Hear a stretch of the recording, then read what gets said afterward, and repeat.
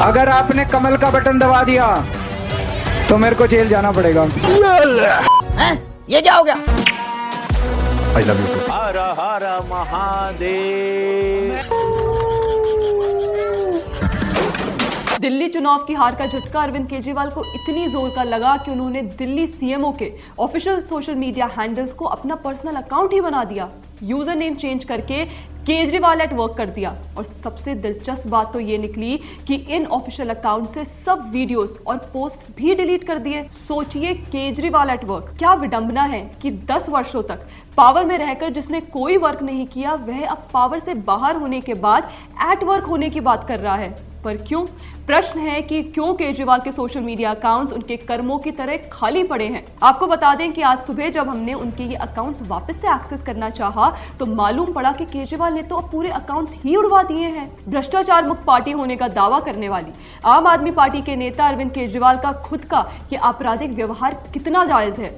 हम इसे आपराधिक इसलिए कह रहे हैं क्योंकि डेमोक्रेसी में विश्वास रखने वाले और 10 वर्षों से अधिक समय तक एक राज्य का सीएम रहने वाले किसी व्यक्ति का काम ऐसा क्यों होगा? पर क्या ही कहा जा सकता है, सत्ता में रहे या फिर हारने के बाद केजरीवाल का ये साइकोटिक बिहेवियर कोई नई बात नहीं है। आपको याद दिला दें कि जब शराब घोटाले मामले में केजरीवाल की गिरफ्तारी हुई थी तो उस दौरान ईडी के मुताबिक 36 व्यक्तियों द्वारा कुल 170 से अधिक मोबाइल फोन बदले या नष्ट कर दिए गए थे और इसके अलावा और भी कई महत्वपूर्ण डिजिटल साक्ष्य और मनी ट्रेल को सक्रिय रूप से नष्ट कर दिया गया था। आपको बता दूं कि ये बिहेवियर स्कॉच्ड अर्थ पॉलिसी का पार्ट है, यानी जब आप किसी जगह को छोड़ते हैं तो आप अपने रास्ते में सब कुछ नष्ट करते जाते हैं ताकि आगे आने वाली सरकार के लिए अड़चनें पैदा कर सके। इस तरह की सोच रखने वाले नेता अपराधियों की तरह सोचते हैं और अपने किसी अपराध का फुटप्रिंट छोड़कर नहीं जाना चाहते। आप देखिए, अभी आम आदमी पार्टी को दिल्ली चुनाव हारे एक हफ्ता भी नहीं हुआ कि वहां की केयरटेकर सीएम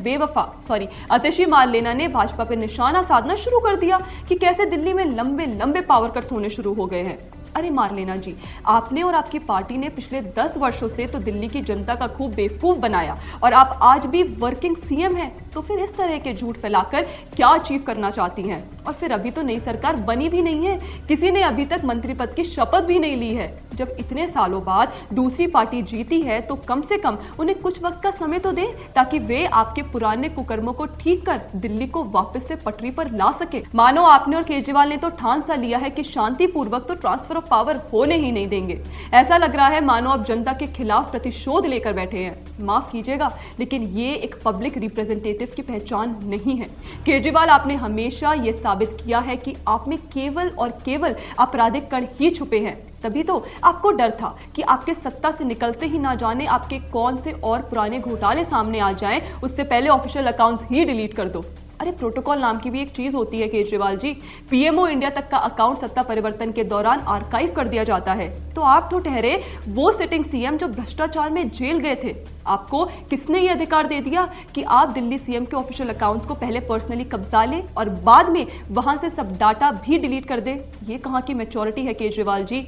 माफ कीजिएगा, लेकिन आपका यह आचरण उस व्यक्ति का आचरण नहीं लगता जिसकी आस्था लोकतंत्र और लोकतांत्रिक प्रक्रिया में हो। लोकतंत्र में हार जीत होती रहती है। सत्ता में आज कोई साल है तो वह कल चुनाव के बाद बाहर भी हो सकता है।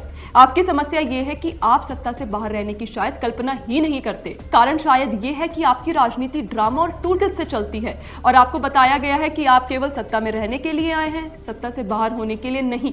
यही कारण है कि दिल्ली में चुनाव हारने के बाद आप पंजाब की ओर रुख कर रहे हैं। हम तो यही कहेंगे कि केजरीवाल जी, अपनी आदतें बदलिए और ये स्वीकार कीजिए कि आप लोकतंत्र में राजनीति कर रहे हैं, ना कि किसी डिक्टेटरशिप रेजिम में। ऐसे में लोकतांत्रिक होने की आदत डालिए, नहीं तो आपको तकलीफ होगी। आप भारत में राजनीति कर रहे हैं, चीन में नहीं। धन्यवाद।